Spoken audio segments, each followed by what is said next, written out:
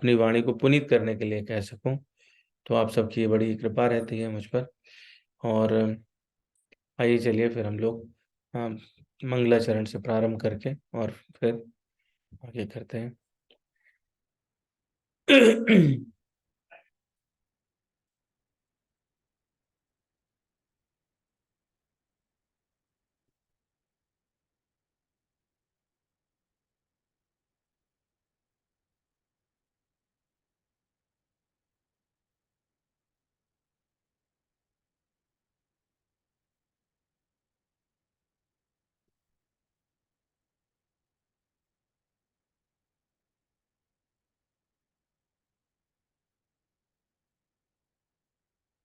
वर्णानामर्थसङ्घानां रसानां छन्दसामपि मङ्गलानां च कर्तारौ वन्दे वाणी विनायकौ भवानी शङ्करौ वन्दे श्रद्धा विश्वासरूपिणौ याभ्यां विना न पश्यन्ति सिद्धाः स्वान्तस्तमीश्वरम् वन्दे बोधमयं संनित्यं गुरुं शङ्कररूपिणं यमाश्रितो हि वक्रोऽपि चन्द्रः सर्वत्र वन्दते सीताराम गुणग्राम पुण्यरण्यविहारिणो वन्दे विशुद्धविज्ञानौ कवीश्वर कपीश्वरौ उद्भवस्थितिसंहारकारिणीं क्लेशहारिणीं सर्वश्रेयस्करीं सीतां नतोऽहं रामवल्लभां वागर्थाविव सम्पृक्तौ वागर्थ प्रतिपत्तये जगता पितरौ वन्दे पार्वती परमेश्वरौ कर्पूरगौरं करुणावतारं संसारसारं भुजगेन्द्रहारं सदा वसन्तं हृदयारविन्दे भवं भवानी सहितं नमामि। ॐ अज्ञानतिमिरान्धस्य ज्ञानाञ्जनशलाकया चाक्षुरुन्मीलितं येन तस्मै श्रीगुरवे नमः। श्रीचैतन्यमनोभीष्टं स्थापितं येन भूतले स्वयं रूपा कदा मह्यं ददाति स्वपदान्तिकं वन्देऽहं श्रीगुरो श्रीयुतपदकमलं श्रीगुरून् वैष्णवांश श्रीरूपं साग्रजातं सहगण रघुनाथान्वितं तं सजीवं साद्वैतं सावधूतं परिजन सहितं कृष्ण चैतन्य देवं श्री राधा कृष्ण पादान सहगण ललिता श्री विशाखान्वितांश हे कृष्ण करुणा सिंधु दीन बंधो जगतपते गोपेश गोपिका कांत राधा कांत नमोस्तुते तप्त कांचन गौरांगे राधे वृंदावनेश्वरी वृषभानुसुते देवी प्रणमामि हरे प्रिय वाञ्छाकल्पतरुभ्यश्च कृपा सिन्धुभ्येव च पतितानां पावनेभ्यो वैष्णवेभ्यो नमो नमः। श्री कृष्ण चैतन्य प्रभु नित्यानंद श्री अद्वैत गदाधर श्रीवासादि गौर भक्त वृंद हरे कृष्ण कृष्ण कृष्ण हरे हरे हरे राम राम राम हरे हरे शांताकारं भुजगशयनं पद्मनाभं सुरेशं विश्वाधारं गगनसदृशं मेघवर्णं शुभांगं लक्ष्मीकान्तं कमलनयनं योगभिर्ध्यानगम्यं वन्दे विष्णुं भवभयहरं सर्वलोकैकनाथं यं ब्रह्मा वरुणेन्द्र रुद्रमरुतः स्तुवन्वन्ति दिव्यैस्तवैर्वेदैः साङ्गपदक्रमोपनिषदैर्गायन्ति यम सामगाः ध्यानावस्थित तद्गतेन मनसा पश्यन्ति यम योगिनो यशान्तं न विदुः सुरासुरगणा देवाय तस्मै नमः। गुरुर्ब्रह्मा गुरुर्विष्णु गुरुर्देवो महेश्वरा गुरु साक्षात् परब्रह्म तस्मै श्री गुरुवे नमः। ओम वेदाय गुरुदेवाय विद्महे परम गुरुवे धीमहि तन्नो गुरु प्रचोदयात्। ओम परम तत्वाय नारायणाय गुरुभ्यो नमः। ओम गुम गुरुभ्यो नमः। ओम गुरुभ्यो नमः। बोलिए सद्गुरुदेव महाराज की जय। बोले श्री वृंदावन बिहारी लाल की जय। उमापति महादेव की जय। श्री सीताराम भगवान की जय। पवन सुत हनुमान की जय। श्री श्री राधा श्याम सुंदर भगवान की जय। हम लोग कौन सा श्लोक कर रहे थे पिछली बार? 26 तो हो गया महाराज, 27 सादा हो चुका था है। तो 27वां श्लोक हम लोग चर्चा कर रहे थे। तो हम लोगों ने क्या चर्चा की थी 27वें में?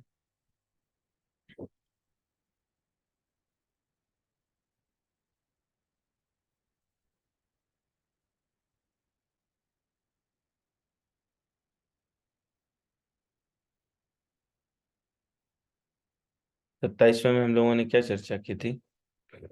इच्छा या द्वेष। क्या करना चाहिए इनको? इच्छा और द्वेष को क्या करना चाहिए? इच्छा तो होनी ही चाहिए, होनी चाहिए। द्वेष को, लेकिन द्वेष भी पैदा हो जाता है, इच्छा का रूप ले लेता है। क्या भगवान बता रहे हैं? इच्छा द्वेष समुत्थेन द्वंद्व मोहेन भारत सर्वभूतानि सम्मोहम सर्गे यान्ति परंतप। हे अर्जुन, हे भरतवर्षी, हे शत्रु विजेता अर्जुन, समस्त जीव जन्म लेकर इच्छा तथा घृणा से उत्पन्न द्वंद्वों से मोहग्रस्त होकर मोह को प्राप्त करते हैं। ध्यान क्या हुआ?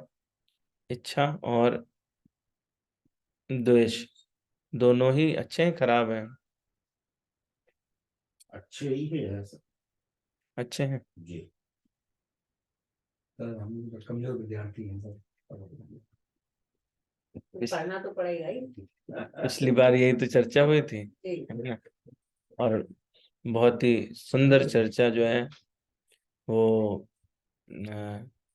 डॉक्टर कुंज बिहारी उनके द्वारा भी उस पर हुई है। तो चलिए, उल्टी बात बता रहे हैं। हमको तो कुछ नहीं होना चाहिए ना, जब तक द्वेष नहीं होगा तो मतलब हमको इच्छा और ये द्वेष होने चाहिए कि नहीं होने चाहिए? फिर इच्छा होनी चाहिए। इच्छा तो सब सभी में होती है और स्वाभाविक आ जाती है। तो वही स्वाभाविक जो आ जाती है वही तो, उसी की तो बात हो रही है। डॉक्टर कुंज ने पिछली बार क्या कहा था कि इच्छा भी नहीं होनी चाहिए। इच्छा कुछ नहीं होना चाहिए। हाँ, तो मतलब यही बात हुई ना कि द्वेष तो उत्पन्न होगा। भगवान क्या कह रहे हैं कि जन्म लेके इच्छा होती है और फिर द्वेष होता है, इन दोनों के द्वंद्व बनते हैं और इन्हीं से मोहग्रस्त होकर मोह को प्राप्त होते रहते हैं। तो यानी मिटाना क्या है? मोह मिटाना और इच्छा? दोनों मिटाना, दोनों ही मिटाना नहीं, दोनों के फलस्वरूप मोह को प्राप्त होते हैं। हाँ, तो मिटाना क्या है? इच्छा और द्वेष। इच्छा इच्छा और द्वेष दोनों ही मिटाने पड़ेंगे। दोनों ही मिटाना। नहीं तो कैसे कैसे बात बनेगी? नहीं बनेगी। राम नाम से। तो भगवान ने क्या कहा? इच्छा और द्वेष के कारण व्यक्ति में मोह उत्पन्न हो जाता है और जिससे वो फंसा का फंसा रह जाता है। तो हम लोगों ने देखा था कि हमारे जीवन में लाइक और डिसलाइक होते हैं। तो इच्छा और द्वेष, इनसे मोह पैदा होता है। मोह से मोहित होकर प्राणी भगवान से विमुख हो जाता है, और विमुख होने से बार बार संसार में जन्म लेता है। दो चीजें हैं, विमुखता और सन्मुखता। एक से विमुख होगा तो दूसरे के सन्मुख हो जाएगा। भगवान से विमुख होगा तो संसार के सन्मुख हो जाएगा। जिसके सन्मुख होगा उससे प्रियता बन जाएगी। उससे प्रियता बन जाएगी तो क्या होगा, आसक्ति भी उसी के साथ रहेगी। है तो वो आपको भगवान से अगर उसका वो रहता है, तो भगवान से अगर अटैचमेंट होता, भगवान से सन्मुखता होती, तो क्या होता, उसका कल्याण हो जाता, है ना। लेकिन वो ऐसा नहीं करता। तो भगवान की सन्मुखता में बाधा क्या है? भगवान क्या की सन्मुखता में बाधा है कि व्यक्ति अपने ही जो विवेक है, पिछली बार भी चर्चा की थी, विवेक है, विवेक जो कहता है उसको उसको प्रधानता नहीं देता। विवेक बताता है, हर बार बताता है कि ये सही है और ये गलत है, लेकिन उसको न मान करके क्या करता है व्यक्ति, जिससे उसका मोह बढ़े वो कार्य कर लेता है। किसी के पास ऐसे जाने की जरूरत नहीं है। अगर आप देखो, है ना, तो गुरु तत्व तो आपके पास भी बैठा हुआ है। लेकिन इसका मतलब ये नहीं गुरु नहीं करना चाहिए। इसका मतलब ये है कि वो जो गुरु तत्व है वो परमात्मा स्वरूप आपके हृदय में भी है, और वो आपको ये विवेक के द्वारा हमेशा इंगित करता रहता है। लेकिन जैसे ही हम संसार में आते हैं तो क्या होता है कि अपने विवेक को महत्व देना बंद कर देते हैं, और द्वेष और राग को अपना लेते हैं, जिससे जिसमें प्रवृत्ति हो जाती है और मनुष्य उसका पतन होने लगता है। तो इस प्रकार से देखें तो मन की दो मनोवृत्तियां हुई, मतलब मन दो चीजों से आकर्षण हो सकता है उसमें, लगाना, मन लगाना और मन हटाना। ठीक है। तो अगर मनुष्य क्या करे कि परमात्मा में अपनी वृत्ति लगाए, अपना मन लगाए, और संसार से अपना मन हटाए, दोनों अपोजिट हैं। संसार से मन हटाए, भगवान में मन लगाए, तो क्या होगा, इससे इससे जो है वो भगवान की तरफ बढ़ेगा और सांसारिकता कम होती चली जाएगी। लेकिन वो क्या करता है, ये दोनों मनोवृत्तियों को, दो मनोवृत्तियां हुई ना, एक संसार की तरफ वाली है, वो क्या है कि उससे मन हटाना है, और एक भगवान की तरफ वाली है कि भगवान में मन लगाना है। ठीक है। तो भगवान में मन लगाना यानी भक्ति प्रेम, संसार से मन हटाना मतलब वैराग्य।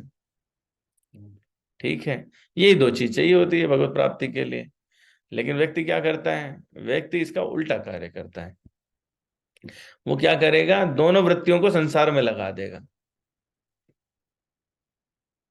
तो जो उसकी संसार के साथ में लगने वाली वृत्ति है वो उसको झूठा प्रेम की तरह दिखाई देने लगता है, जिसको हम लोग अंग्रेजी में लस्ट कहते हैं। ठीक है। तो वो प्रेम, सच्चा प्रेम नहीं होता, लेकिन इतने आकर्षण में फंस जाता है वो कि, और जो दूसरा उसकी वृत्ति थी वैराग्य वाली, संसार से हटाने वाली, वो भी उसने संसार में लगा रखी है। अब क्या होगा, द्वंद्व पैदा हो जाएगा। उसी चीज में हमने दोनों लगा दिया ना, तो रस्साकसी होगी कि नहीं होगी? है। तो जब रस्साकसी होगी तो जो वैराग्य था, जो स्वतः संसार में लगना था, और प्रेम जो भगवान में लगना था, अपने प्रेम जो लगा दिए संसार में, और वैराग्य वाला भी लगा दिए संसार में। तो वैराग्य संसार में लगने के कारण क्या होगा कि आपको खिंचाव मचेगा। वैराग्य का मतलब होता है ना, कुछ चीजों का त्याग हो जाए, उससे आपको मन हट जाए। तो जब मन हटेगा तो क्या होगा, दोष द्वेष उत्पन्न हो जाएगा, ईर्ष्या होगी, क्रोध आएगा। और दूसरी तरफ क्या है, संसार से आपने जो प्रेम भगवान में करना था वो संसार से करना शुरू कर दिया है, तो उस वो मोहवश उसमें राग उत्पन्न होता रहेगा, और उससे और अटैचमेंट बढ़ेगा, और अटैचमेंट बढ़ेगा। मरते समय कुत्ते, कुतिया, बिल्ली, भैंसे, जिससे भी जिसका अटैचमेंट हो वो उसके साथ में वो बंध जाएगा, और बंधने के कारण दोबारा फिर वैसे ही। तो ऐसे में परेशानी क्या है कि अगर वो इस चीज को बैलेंस कर ले कि प्रेम भगवान से करना है, अपनी वृत्ति संसार से हटानी है, बात ठीक हो जाएगी। अच्छा, कुछ लोग क्या होता है कि कुछ लोग क्या, बहुत लोग हम देखते हैं, बड़ी बड़ी गोष्ठियां होती हैं, आते ही हैं, सत्संग सुनने गए वहां पे, बोले ये महाराज आ रहे हैं, चलो चलते हैं। तो वो लोग क्या कर रहे हैं, वो क्या भगवान की तरफ अपनी वृत्ति लगा रहे हैं और संसार से वैराग्य कर रहे हैं। अगर ऐसा हो तो सबका कल्याण हो जाता। तो वहां जाने से फायदा क्या हो रहा है, वो करता क्या है व्यक्ति। होते हैं ना, इतने बड़े बड़े आयोजन होते हैं, तो मतलब लाखों लाख रुपए खर्च हो रहे हैं आयोजनों में। तो क्या होता है कि सत्संग की तरफ जाएगा व्यक्ति, शास्त्र भी पढ़ेगा, बोले चलो रामचरितमानस पढ़ लेते हैं, पढ़ लिया, गीता पढ़ लेते हैं, विचार भी करेगा, कभी कभी मन में अच्छी बात भी पैदा हो जाती होती है ना, बोले कि हाँ चलो भाई ये बढ़िया बात है, हमें भगवान से प्रेम करना चाहिए।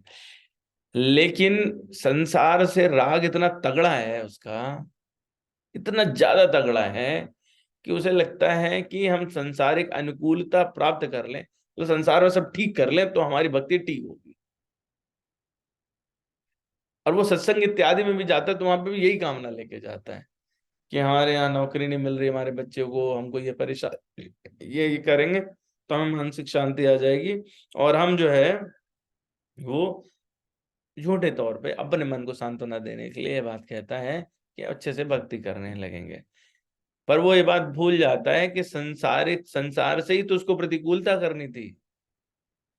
तो जो सत्संग में जाता भी है वो इस कारण से कोई लाभ नहीं ले पाता, क्योंकि उसका उद्देश्य ही गलत है। वहां पे संसार से प्रतिकूल, संसार से ही तो हटने के लिए जा रहे थे, लेकिन वहां जाकर के भी आपने संसार ही मांगा, तो मनोवृत्ति तो आपकी वैसी की वैसी रह गई, कुछ फायदा नहीं हुआ।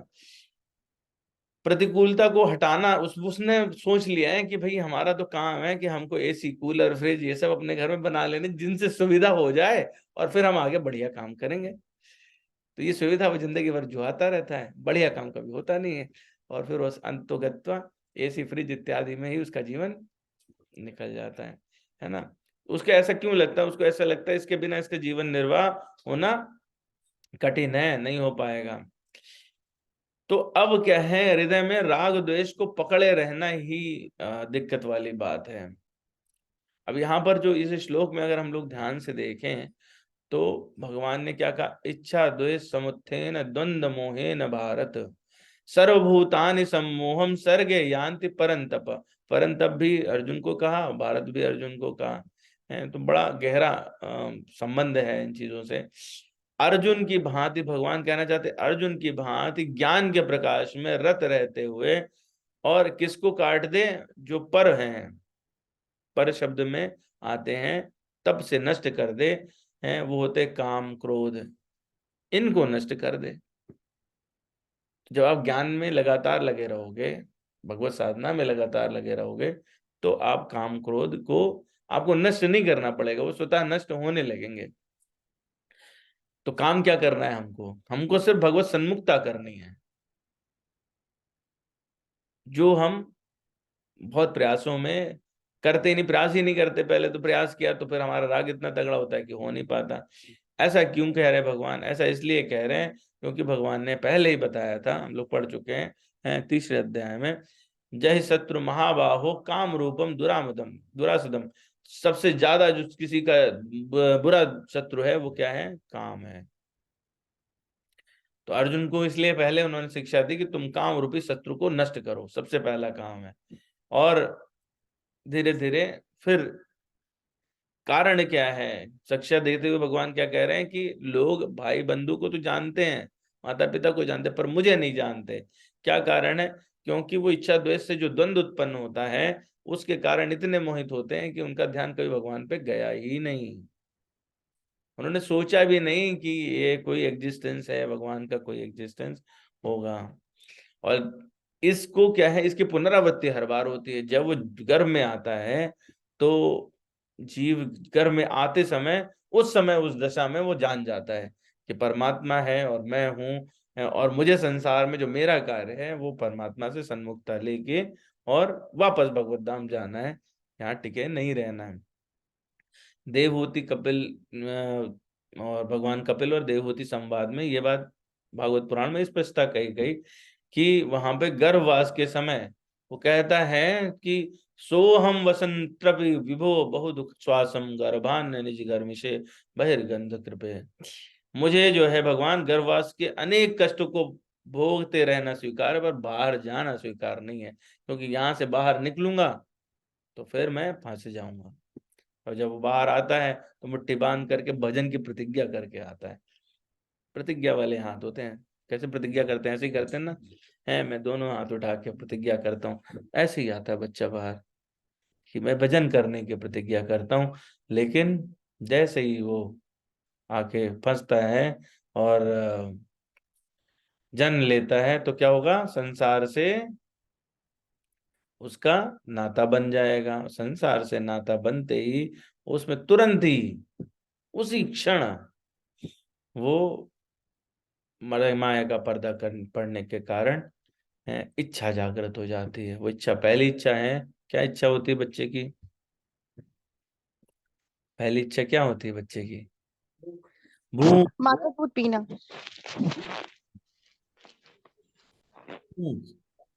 तो वो इच्छा है, और वो इच्छा आप देखो कि उस समय द्वेष भी उत्पन्न होता है। माता ने दूध नहीं पिलाया तो चिल्लाता है, क्रोध करता है, और परस्पर काम भावना उत्पन्न हो जाती है ना।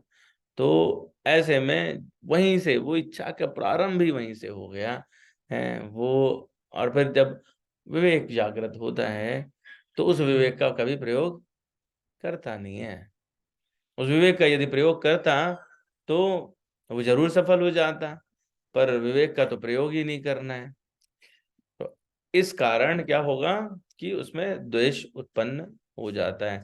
द्वेष के विषय में पतंजलि ऋषि कहते हैं दुखानुशयी दोषा, यानी दुख के अनुभव के पीछे जो घृणा की वासना चित्त में है, कोई भी दुख सिर्फ इसीलिए होता है क्योंकि आपके अंदर कहीं ना कहीं एक वासना चित्त में बनी रहती है, वो घृणा की वासना, और उसी को कहते हैं द्वेष।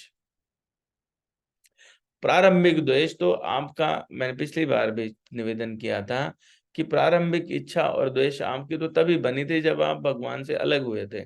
इच्छा हुई कि हम भोगें, भगवान ने कहा ठीक तथास्तु, जाओ भोगो। है क्यों इच्छा बनी? क्योंकि द्वेष उत्पन्न हुआ। ठीक है, तो इसका मतलब क्या करना चाहिए? इच्छा और द्वेष को, दोनों को त्याग देना चाहिए। दोनों ही त्यागने योग्य हैं। इच्छा यदि है भी तो वो कैसी हो? वो इच्छा सात्विक हो, वो भगवत प्राप्ति की इच्छा हो। और एक समय ऐसा आता है, आना चाहिए, कि जब आप सहज साधना में पहुंच जाएं, जब आपकी वो इच्छा भी नहीं रहे, जो मिलेगा वो भगवत कृपा से मिलेगा। तो ये जो बात है, ये बात क्या है कि हम इसको समझते नहीं है। ये हमारा तो हमेशा से सहज ही आनंद स्वरूप था, हमेशा से, है ना। लेकिन मोह के कारण क्या हुआ? स्मृति हमारी नष्ट हो गई। जैसे ही आए मोह उत्पन्न हुआ, इच्छा उत्पन्न हुई, मोह उत्पन्न हो गया, तो पुरानी स्मृति जो अंदर थे, जो हमने प्रतिज्ञाएं करी थी, समाप्त हो गई। भागवत पुराण में चर्चा है कि जब गर्भ में होता है जीवात्मा तो उसे पिछले 100 जन्म याद आते हैं। उनके कारण वो दुखों को देख करके प्रतिज्ञा कर लेता है कि नहीं, अब नहीं, बस ये लास्ट टाइम। और जैसे ही निकले बाहर, इच्छा उत्पन्न हुई, मोह उत्पन्न हुआ। और मोह क्या करेगा? इच्छा के कारण जो मोह उत्पन्न होता है, वो हम लोगों ने दूसरे अध्याय में पढ़ा था कि स्मृति का भ्रम हो जाता है, और उसके कारण बुद्धि का नाश हो जाता है। तो ये वाले चक्र में फंस जाता है। स्मृति चली गई, बुद्धि का नाश हो गया है, और वो वहीं का वहीं फंसा रह जाता है। तो मोह जो है वो सबको बौरा देता है। मतलब ऐसा नहीं है कि वो मनुष्य के साथ और किसी जीव के साथ, वो देवताओं के साथ भी करते हैं। मोह न अंध कीन के ही, ऐसा तुलसीदास जी लिखते हैं। किसको अंधा नहीं बना दिया? कारण वही है, स्मृति भंसात बुद्धि नाशो बुद्धि नाशात प्रणश्यति। बुद्धि का नाश होने के बाद आप विवेक ही नहीं रहेगा, क्या करोगे, कुछ नहीं कर पाओगे। लेकिन जो आपकी पुरानी स्थिति है, जो असली स्थिति है, वो क्या है? ईश्वर अंश जीव अविनाशी चेतल चेतन अमल सहज सुख राशि। ये आपकी सहज है, ये बिल्कुल सहज स्थिति थी। सहज का मतलब क्या है? जिसके लिए कोई प्रयास ना करना पड़े, जिसके लिए कोई इच्छा नहीं करनी पड़े। Original form. तो ओरिजिनल फॉर्म के लिए कोई इच्छा करनी है क्या? जो आप हो वो हो। लेकिन अगर आप आंख मूंद लो और ऐसा भ्रम मान लो तो फंसे रहोगे उसमें। कौन कैसे आपकी मदद करेगा? जब तक जागोगे नहीं, सपना टूटेगा नहीं, मोह जाएगा नहीं। ठीक है। और जगाने के लिए पहले भी बात हुई, इस अध्याय में भी, पिछले अध्याय में भी, है कि पुकार करनी पड़ेगी। है वो पुकार हम कितने हृदय से, कितने जोर से करते हैं, इस पर ही सब निर्भर करेगा। ईश्वर अंश जीव अविनाशी चेतन अमल सहज सुख राशि। सहज सुख राशि, इसी को भगवान 18वें अध्याय में पहले श्लोक में कहा है कि ब्रह्मभूत प्रसन्नात्मा न सोचती न कांक्षति। न कोई आकांक्षा रहती है, न उसे शोक रहता है। कैसा है? ब्रह्मभूत प्रसन्नात्मा, हमेशा प्रसन्न रहने वाला। सहज सुख राशि, सुख का अनुभव लगातार नित्य निरंतर है। उसकी आवश्यकता नहीं कि हम सुख बना लें। उसका एक प्रतिबिंब मात्र, जो हम सुख देखते हैं संसार में, जो हमको अनुभव होता है, जो क्षणिक होता है, कुछ समय के लिए आया, ठीक है, ऐसा हम सभी का अनुभव है। बड़े से बड़े दुख के बीच में भी थोड़े क्षणिक सुख आ जाते हैं, होता है ना। किसी के यहाँ किसी की डेथ हो गई, लेकिन बच्चे ने किलकारी मारी, उसको देखे, थोड़ा मुस्कुरा दिए, क्षणिक है, आता है, नेचुरल है, सब लोगों ने देखा है। लेकिन ये इस बात से क्या इंगित होता है? पहले भी मैं निवेदन कर चुका हूं, सुख संसार में क्या है? दुख की क्षणिक विस्मृति ही सुख है। आप भूल गए कि दुख है, इसलिए आपको लग रहा है कि सुख है, परंतु क्या वो सुख है? नहीं है, वो नहीं है। क्योंकि संसार एक वस्तु सुख दे ही नहीं सकती। कोई भी स्रोत, मान लीजिए आपको प्यास लगी है, जल के निकट जाएंगे तो ही तो प्यास बुझेगी। शीशे में जल जल देखने से प्यास बुझेगी क्या? नहीं बुझेगी। मन को थोड़ा अच्छा लग सकता है, क्षणिक लग सकता है, बोले जल है ना। सड़क पे जा रहे हैं, देखते हैं ना हम लोग सड़क में, ओयासिस, आप तो रेगिस्तान में गए हैं तो देखे, तो आप जा रहे हो, मिराज वाली स्थिति होती है, लगता है पानी भरा हुआ है, कुछ नहीं होता। वो हमारे साथ जीवन में होता रहता है। तो वो जो क्षणिक सुख की भावना है, वो सिर्फ इतने से ही आ रही है। लेकिन जब तक सोर्स पे नहीं जाओगे, तब तक सुख मिलेगा नहीं। और हम सोर्स की तरफ जाना चाहते नहीं है। कौन जाना चाहता है? आप जाना चाहते हैं? आज के बाद अच्छा, आज के बाद जाएंगे। आज तो अभी क्यों नहीं जाएंगे? अभी सब अगर अभी नहीं जा रहे हैं तो कभी नहीं जा रहे हैं।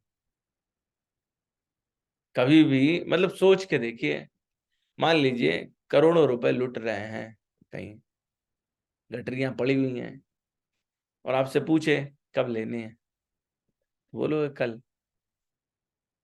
बोले अभी इसी वक्त है। छोड़ो यहाँ पे ये सब, ये तो बकबक रोज करते हैं, इनका तो वीडियो भी आ जाएगा। यही बात है ना। उससे भी ज्यादा कीमती चीज की बात हो रही, जो पूरे जीवन प्रसन्नता रहने वाली है। उसके लिए हमने क्या कहा कि कल से करेंगे, आज तो अभी फसल है, रहने दे दो। हमें फंसने का, कीचड़ में रहने का इतना ज्यादा अभ्यास है कि हम उससे बिल्कुल अलग नहीं होना चाहते हैं। और जब अलग होने का प्रयास करते हैं तो विभिन्न बाधाएं आती हैं। बाधाएं भी मनोवृत्ति के कारण है, कोई बाधा ऐसी नहीं है। वो अड़चन तो हम लोगों ने स्वयं ही लगाई है। सो माया वस भयो गुसाई बंधे कीट मरकट की नाई। माया के वशीभूत होकर के आदमी कीट मरकट भी बनने को तैयार हो जाता है। सब ते जीव भयो संसारी, जब ते जीव भयो संसारी, छूट न ग्रंथ न हो सुखारी। लेकिन मानता थोड़े ना है। और कारण क्या है? सुंदरकांड में हमने सभी ने पढ़ा, जानते हैं, बार बार उसको पढ़ते हैं, पर कभी उस पर विवेक नहीं इस्तेमाल करते, कभी इस्तेमाल नहीं करते। सबने पढ़ा होगा, है क्या है, काम क्रोध लोभ नाथ नरक के पंथ। पर इनमें से एक भी चीज का हम कभी परित्याग करना चाहते हैं? जैसे अभी हमने उदाहरण दिया, देखिए आपने तुरंत ही उसका जवाब भी दे दिया, है ना, कि अगर कहीं पे रुपए की बोरी रखी है, लोभ, है ना, कामना भी है कि हमें रुपए चाहिए, और नहीं मिले, सपोज करो जैसे यहाँ सारे प्रेम से बैठे ना, और आप भाग के गए, पहले इन्होंने बोरी उठा ली, फिर देखो अत्यंत क्रोध आ जाएगा, द्वेष तुरंत उत्पन्न हो जाए, बोले इनको थोड़ा हम और तेज भाग लेते, आज घुटने ने हमको, इस उम्र ने मुश्किल कर दिया, नहीं तो ये बोरी तो हमारी थी। ठीक है, अमूर्खतापूर्ण कितनी बात है कि वो जो नश्वर है, प्रकृति की कहानी ऐसी है कि जो आपके होने से पहले भी थी, क्योंकि वो भगवत तत्व है, वो तब भी थी और अब भी है और आगे भी रहेगी। वो आपकी कैसे हुई, विचार ही नहीं किया हमने कभी।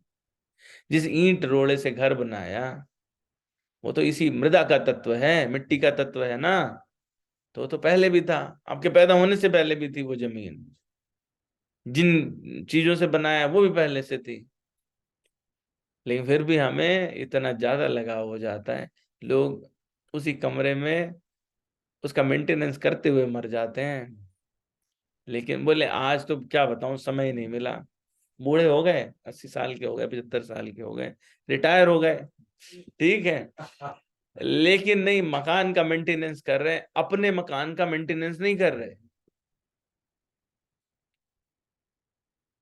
याद ही नहीं करते कि हमारा असली मकान कहाँ है, याद ही नहीं किया कभी। समस्या ये है, तो खुद का मेंटेनेंस करें, है उसका मेंटेनेंस करें जिसका मेंटेनेंस आवश्यक है। आज ऐसी बच्ची एक मेरे पास में यहाँ पर इंटर्नशिप कर रही है, तो वो आके खड़ी हुई, कुछ ऐसी चर्चा की, पहले कभी ओटी में ऑपरेट कर रहा था, तो मैंने ऐसे पूछ लिया था, उसमें हनुमान चालीसा या सुंदरकांड कुछ चलता रहता है, तो पूछा ये क्या है, तो फिर मैं उसने थोड़ा समझ भी लिया। आजकल के बच्चे इतना ही बता दें कि हनुमान चालीसा है, तो मुझे बड़ी खुशी हो जाती है, मुझे लगता है कि चलो कम से कम पहली स्टेप तो कुछ है। तो मैंने उसको बोला कि आप जरूर पढ़ा करो, और तो आज उसने मुझे, मतलब मैं तो सही बताऊं बड़ा भावुक भी हो गया। उसने कहा कि वो हम भजन भी सुनते हैं, और तो मैंने कहा अरे भाई साहब, है जीवन में आपको ऐसा फीडबैक वापस मिले तो उससे ज्यादा हर्ष की बात कुछ और नहीं हो सकती। तो मैंने उसको प्रश्न किया कि भाई इतना टाइम हो गया हॉस्पिटल में रहते हुए, 5 साढ़े 5 साल काट दिया आपने, हैं जीवन में, आपकी उम्र भी हो गई 25 साल, 25 साल में क्या ऐसी चीज है जो आपने समझ पाई कि प्रत्येक प्राणी को वो होना ही है? कोई भी प्राणी, कोई भी प्राणी, कोई भी जीव जिसको आप निर्जीव भी समझते हैं, उसके साथ भी ऐसा है। हम लोग जिनको निर्जीव समझते हैं संसारिक लौकिक भाषा में, असल में आध्यात्मिक रूप से वो निर्जीव नहीं है। नहीं तो आप पर्वतराज को हिमवान क्यों कहते, है ना, शिला से अहिल्या कैसे बनती? तो हमारा जो आध्यात्मिक परिवेश है, जो हमारे शास्त्र आदि हैं, वो किसी को भी निर्जीव नहीं कहते हैं। गंगा माता ऐसे तो निर्जीव हो जाती हैं, है ना, कोई भी तीर्थ निर्जीव हो जाता, लेकिन हमारे यहाँ वो बात है नहीं। तो सबकी आयु निश्चित है, इसका मतलब है, तो क्या हुआ, 3 चीजें हैं जो सबके साथ होनी है, वो क्या है, जरा, व्याधि, मृत्यु। कोई भी ऐसा जीव प्राणी चर अचर नहीं है जिसकी आयु नहीं बढ़े, जिसको बीमारी नहीं है, जिसका शरण ना हो, जिसकी मृत्यु ना हो। क्षण प्रति क्षण आयु बढ़ती है, क्षण प्रति क्षण शरण होता है, घटना है, और क्षण प्रति क्षण असल में मृत्यु भी होती है। भगवान का दूसरा स्वरूप काल का स्वरूप है, और भगवान काल के स्वरूप में आकर के आपकी जवानी खा जाते हैं। जब हम उनके सन्मुख नहीं रहते तो हमको पता नहीं चलता कि काल जो है वो हमारा दिन प्रतिदिन है ना, ऐसे हैं। तो काल के ग्रास बनते रहते हैं, लेकिन हम कभी उस तरफ ध्यान नहीं देते, सोचते नहीं है कि जो बचा हुआ टाइम है इसको हमको, अगर आपसे कहा जाए कि हम आज आपके दिन की प्राथमिकता क्या है, तय करते हैं ना, सभी लोग तय करते हैं, बोले आज के दिन की प्राथमिकता है मैं सुबह उठूंगा, बैंक जाऊंगा, वहां से या विनिमय करना है, जो भी आपके कार्य रहेंगे। वो बच्चा आज हमारा दिल्ली जा रहा विदेश पढ़ने जा रहा है, वो बात अलग है, 4 साल बाद पूछेगा नहीं है, लेकिन तो ये सारी जो है प्राथमिकता में आ जाती हैं। हमारी प्राथमिकता ये नहीं होती कभी कि वो जो हमको होना ही है, जो घटना अगर आपको पता चल जाए कल बीमार होंगे या अमुक स्थान पर जा रहे हैं वहां ठंड पड़ती है, तो जैकेट खरीद लोगे जाने से पहले, है ना। किसी रास्ते में जिसको उल्टी आती है वो उल्टी की दवाई खरीद लेगा, बोले पेट हमारा खराब हो जाता है, बुखार की दवाई ले लो, 4-5 चीजें ले लो। ये तो आप मतलब छोटी चीजों की भी तैयारी करते हैं, पर जो हमको अवश्यंभावी है, रोज देखते हैं पर आंखें बंद करते हैं, उसकी क्या तैयारी करते हैं। कभी हम लोग इसकी तैयारी करते हैं कि उम्र बीती जा रही है, क्या करूं, मृत्यु आने वाली, क्या करूं, ऐसा कुछ करूं जिससे मृत्यु जो है वो मेरी ऐसी हो जो काम में आ जाए। नहीं तो ये तो बार बार का रेपिटिशन है, हो नहीं है। तो हम जानते भी हैं ये बात, त्रिविधम नरकेश नरकस्येदम द्वारम नाशनम आत्मना, काम क्रोध लोभ नाथ नरक के पंथ, लेकिन फिर भी हमें उसी पंथ पर जाना है, उसी पंथ पे हमको आगे बढ़ना है। और क्यों? क्योंकि हमने क्या है, संसार से राग कर लिया है।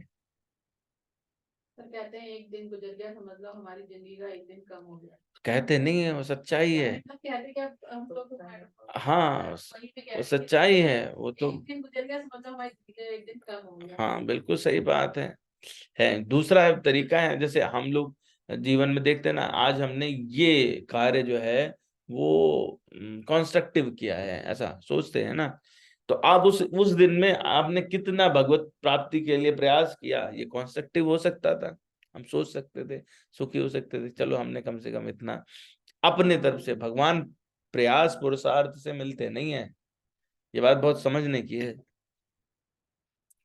और यही अड़चन है, यही आड़ है। अभी हम लोग बात करते हैं इस संबंध में, पिछली बार जहाँ पे मैंने छोड़ा था, फिर डॉक्टर कुंज को हमने कहा कि इस पे हम अगली बार जरूर चर्चा करेंगे, आज संभवतः उन्होंने ज्वाइन नहीं किया, तो वो हमारी खुद की आड़ लगाई हुई है, ये वाली आड़ हम रोज लगाते हैं, खुद ही लगाते हैं, बोले हम इतना कर लेंगे तब ऐसा हो जाएगा। हमने मान्यता मानी, तुमने मानी, तुम भुगतो। भगवान तो वैसे ही देने के लिए तैयार है, कोई भी चीज जो आपके प्रारब्ध में है वो मिलनी है आपको, क्योंकि उसके लिए आपने पहले ही गड्ढा खोदा हुआ है, उतना ही मिलना है। तो जो हमारी आड़ है ना, वो तो हमने स्वयं ने लगाई हुई है। अब इसमें समस्या क्या है? समस्या ये है कि यदि हम क्या करें, शास्त्र विहित कर्म करें और भगवत विरुद्ध कार्य कभी ना करें, तो हम लोग क्या होगा कि शास्त्र विहित कर्म करने के कारण, भगवत विरुद्ध कार्य न करने के कारण क्या होगा, भगवत सन्मुख हो जाएंगे। और भगवान ने स्वयं कहा, क्या कहा भगवान ने, क्या कहा सुंदरकांड में, जीव जब मेरे सामने आता है तो जब वही, फिर आगे सद्य करो तही साधु समाना, ठीक है। और यहाँ पर उनका कोटि जन्म अगर ना सही तब ही, दो बातें कही। तो सद्य मतलब तुरंत, तत्क्षण, उसी क्षण जैसे ही भगवान के सन्मुख हुआ जीव, उसी समझ के पाप नाश हुए और वो साधु के समान हो गया। तो हमको करना कितना है, अपना मुंह घुमाना है। काम इजी है, काम कठिन नहीं है, लेकिन हमने तो अपनी संसार से ऐसी राग, ऐसी आसक्ति बना रखी है, ठीक है, कि हमको तो अमुक व्यक्ति से प्रेम है, हमको तो पुत्र से प्रेम है। सुंदरकांड सब लोग रोज पढ़ते हैं, सब कह ममता ताग बटोरी, ठीक है, लेकिन फिर भी भाई जो तुमको पाल रहा है वो तुम्हारे बच्चों को नहीं पालेगा क्या? उसी ने तो ठेका लिया था तुम्हें पालने का, तो तुम्हारे बच्चों को भी पालने का, जो संसार को पाल रहा है तो पालेगा ही पालेगा, इसमें कौन सी ऐसी बड़ी बात। तुमको कोई कार्य देता है, हमारा जो कार्य है बेसिकली वो है सेवा का कार्य। हम आए ही सेवा के लिए हैं, संसार की तरफ सेवा करो, कर्मयोग हो जाता है। तो संसार की सेवा करोगे तो आप निष्काम भाव से करो, हमें कुछ नहीं चाहिए, हम पुत्र हैं उसकी सेवा कर रहे हैं आप, हमें कुछ नहीं चाहिए। ये इसके लिए हमको भगवान ने भेजा कि भाई तुम इसके पिता बनो, तुम इसके माता बनो और इसकी सेवा करो, कल्याण हो जाएगा। लेकिन क्या हमको बदले में भी चाहिए होता है। बेटा हमारा अमेरिका जाएगा, वहां से डॉलर भेजेगा, फिर हम एसी कूलर खरीदेंगे। ठीक है, समस्या यहाँ है। तो क्या होगा कि जैसे ही आपने भगवान की तरफ आप सन्मुख हुए, तो आपका सन्मोह जन्म मरण का जो ये चक्र है उसी समय टूट जाता है ना। और इसका सदुपयोग कैसे करें, अभी हमको थोड़ा यहाँ पर अलर्ट होना पड़ेगा। अलर्ट इस तरह से होना पड़ेगा कि जो हमें अवस्था मिली है, दो चीजें हो सकती हैं, उसका सदुपयोग करें और उसका दुरुपयोग ना करें। सदुपयोग करने में बहुत सुंदर बात लिखी है राम सुखदास जी ने। सदुपयोग करने में अभिमान होगा कि हम तो सदुपयोग कर रहे हैं, दुरुपयोग ना करने में हम हीनता की भावना में रहते हैं, बोले हम दुरुपयोग नहीं करें, बाकी तो भगवान जाने। तो इसमें जिम्मेदारी किसकी हो जाती है, जिसके शरणागत हुए उसकी जिम्मेदारी हो जाती है। तो अभिमान ना होने से आपको जो कहीं पे अहंकार भाव, ममता अहंता बनता, वो भी टूट जाता है। तो आपको जो जीवन मिला उसका दुरुपयोग ना करें।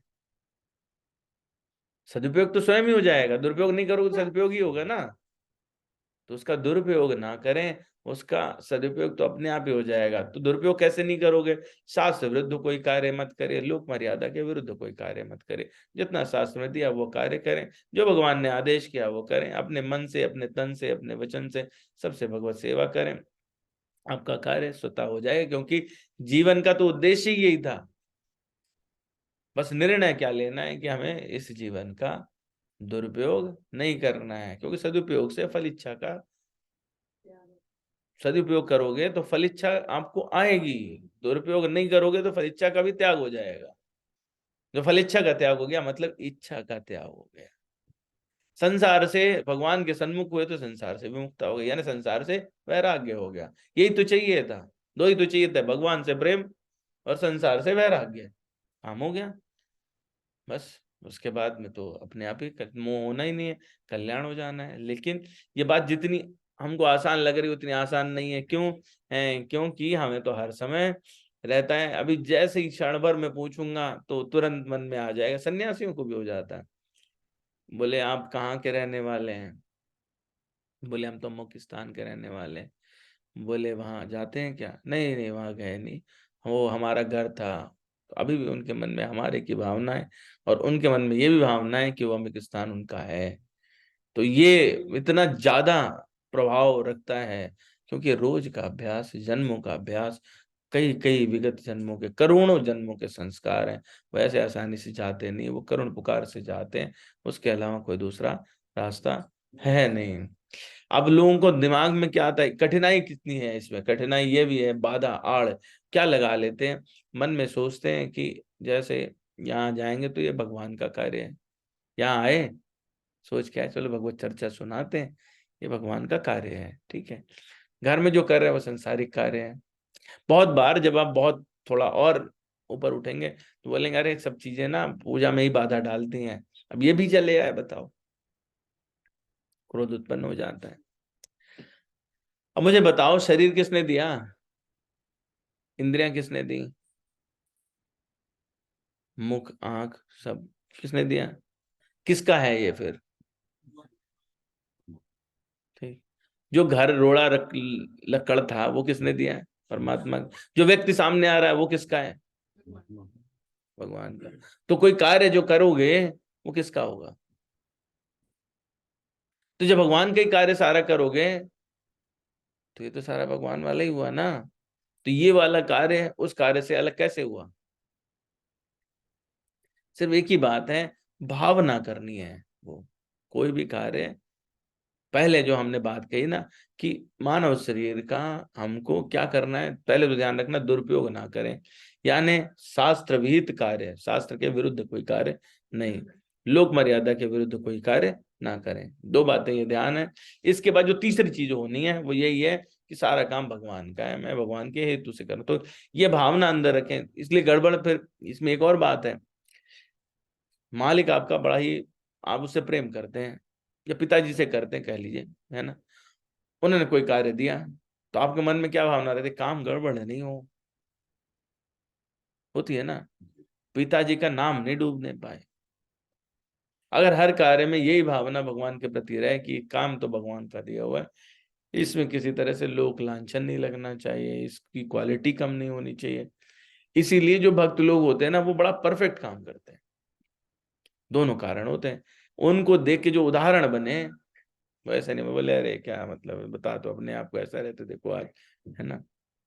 एक दूसरा ये रहता है कि जब उनके मन में भी भावना है वो क्या है, वो यही है कि हम जितना हमारा क्षमता है मैक्सिमम पे उसको अधिकतर प्रयोग करके और उस प्रकार का काम करें। तो जब इस तरह से करेंगे तो सारे कार्य क्या कैसे हो जाएंगे, वो पारमार्थिक कार्य होंगे, वो कोई भी आपका अपना कार्य नहीं है, क्योंकि आपने उसको मन से ऐसा नहीं सोचा। लेकिन जैसे ही आपने मन में क्या विस्मृति हो जाती है, इसका अभ्यास करना पड़ेगा। पहले तो यह सोचना पड़ेगा दृढ़ता से कि मैं भी भगवान का ही हूं और भगवान ही मेरे हैं, संसार भगवान का है, प्रत्येक व्यक्ति भगवान का है, सब कुछ भगवान का है। तो जो भी कार्य है वो किसका है, वो भी भगवान का ही है। तो समस्याएं अपने आप ही समाप्त हो जाएंगी, ये वाली बात ही नहीं आएगी। अब मान लो पिताजी हैं, उन्होंने कहा कि बेटा तुम यहाँ बैठो थोड़ी देर तक, ये बही खाता देख लो, ठीक है चलेगा ना। उसके बाद वो 15 मिनट बाद फिर आए, या उन्होंने किसी को भेजा, एक व्यक्ति आए बोले कि आपके पिताजी ने कहा तुरंत साइकिल लो और चले जाओ उस दुकान पे पहुंचो। तो आप क्या करोगे, बही खाता देखते रहोगे कि साइकिल उठाओगे दुकान पे चले जाओगे? दोनों कार्य उन्हीं के हैं। तो आपके अंदर ये भावना आएगी क्या कि ये वाला काम बताओ हमसे छुड़वा दिया, वहां नहीं आएगी। जब हम सारे कार्यों को भगवत कार्य समझेंगे तो ये वाली भावना नहीं आएगी, आपको किसी से द्वेष नहीं होगा। तो इस प्रकार का रहस्य, ये बात है मन में हमारे आती नहीं है, इसलिए गोस्वामी जी कहते हैं यह रहस्य रघुनाथ कर बेग न जाने कोय, जो जाने रघुपति कृपा सपने हो मोह न होय। तो ये क्या है, गरुड़ जी और काकभूषण जी का संवाद चल रहा है और आखिरी की कुछ चौपाइयां हैं। वैसे तो हमने सारी बात कह दी, चौपाई गाने की इच्छा है, चार से गा देते हैं उसके बाद, है ना। और ज्ञान भगत कर भेद सुनो सुप्रवीण, जो सुनि होय राम पद प्रीति सदा अभिछीन। गरुण जी को कह रहे हैं, काकभूषण जी क्या कह रहे हैं, कह रहे हैं ज्ञान और भक्ति का भेद भी सुनना। अभी ये सारी बात क्या हो रही है, ज्ञान को लेकर हो रही है, जितनी हम लोग बात कर रहे हैं वो ज्ञान को लेकर हो रही है। तो ज्ञान और भक्ति का भेद सुनना चाहिए, जिसके सुनने से राम जी के चरणों में अविच्छिन्न एक रस प्रेम हो जाता है। सुनहु तात यह अकथ कहानी, समुझत बनई न जाय बखानी। हे मित्र, हे तात, ये अकथनीय कहानी है। तो अकथनीय कैसे, बड़ी मतलब इसकी मार्मिक व्याख्या है। कोई कहानी हो और कोई कहे कि इसको नहीं कहा जा सकता, तो कहानी कैसी हुई है। इसलिए कि भगवत संबंध में जब कोई बात करते हैं तो उसका वर्णन नहीं किया जा सकता, परंतु हमारे पास कोई तरीका नहीं है, शब्द ही है तो वो वर्णनातीत, उसको हम नहीं कर सकते वर्णन, लेकिन बांधना तो इन्हीं शब्दों में पड़ेगा। इसलिए कह रहे हैं सुनहु तात यह अकथ कहानी, समुझत बनय न जाय बखानी। ईश्वर अंश जीव अविनाशी, चेतन अमल सहज सुख राशि। तो जो जीव है वो क्या ईश्वर का अंश होने के कारण, ईश्वर अविनाशी है तो वो भी अविनाशी है, वो हमेशा से चेतन है, तो इसलिए ये भी चैतन्य है। भगवान निर्दोष है तो जीव भी निर्दोष है। उसने दोष को अपने ऊपर आरोपित कर लिया है, समय के साथ दोष ओढ़ लिए, जैसे चादर ओढ़ लेते हैं ना, ऐसे दोष ओढ़ लेता है वो, वैसे है तो वो निर्दोष है और सहज सुख राशि है। सो माया बस भयो गुसाई, बंध्यों कीर मरकट की नाई। माया के वशीभूत होकर के जैसे बंदर नाचता है ना, या कि तोते, चिड़िया, पक्षी, ऐसे बन जाता है। जड़ चेतन ग्रंथ पर गई, तदपि मृषा छूटत कठिनाई। और क्या हुआ कि जड़ और चेतन के बीच, इस भेद के बीच में एक गांठ पड़ गई, और वो गांठ ही क्या है, कैसी है, झूठी गांठ है। सच्ची होती छुड़ा भी लेता, झूठी है तो उसे और नहीं छूटती, वो तो स्वप्न जैसे हो गया। तब ते जीव भयो संसारी, छूट न ग्रंथि न हो यह सुखारी। उस समय से जब से इच्छा उत्पन्न हुई, अपने आप को वो जड़ और चेतन के बीच की गांठ उसने फंसा दिया, तब से वो कभी सुखी हुआ नहीं। श्रुति पुराण बहु कहो उपाय, छूट न अधिक अधिक अरुझाई। और इसको जितना छुड़ाने की कोशिश करते हैं, वेद पुराण सब यही कहते हैं कि जितना आप इसको छुड़ाने की कोशिश करते हो संसार में, आप सोचते हो ना ये ठीक हो जाए तो वो कर लूं, तो वो ग्रंथि अधिकाधिक उलझती जाती है। वो ठीक होने की बात उसमें है ही नहीं। पहली चीज तो वो ग्रंथि मिथ्या है, फिर उसमें और उलझाओगे तो वो तो आपकी सब कल्पना ही है, उलझाते जाओ। जीव हृदय तम मोह विषेखी, ग्रंथ छूट किम पराई न देखी। अस संजोग ईस जब कराई, तब कदाचित सो निरुअराई। जीव के हृदय में कैसा है, अंधकार विशेष रूप से छाता रहता है, इसलिए उसको वो गांठ जो भ्रम वाली गांठ है वो भी नहीं दिख रही है। और वो छूटेगी कैसे, जब कभी भगवान संयोग उपस्थित कर दे। कैसा संयोग, सत्संग का सहयोग, साधु संघ का सहयोग, किसी गुरु की कृपा है ना, तब जा करके उसको कहीं कुछ थोड़ा ज्ञान और वो ग्रंथि छूटे। सम्मोह की ग्रंथि कैसे छूटेगी, ज्ञान से छूटेगी। सात्विक श्रद्धा धेनु सुहाई, जो हरि कृपा हृदय बस आई। हरि की कृपा से यदि सात्विक श्रद्धा रूपी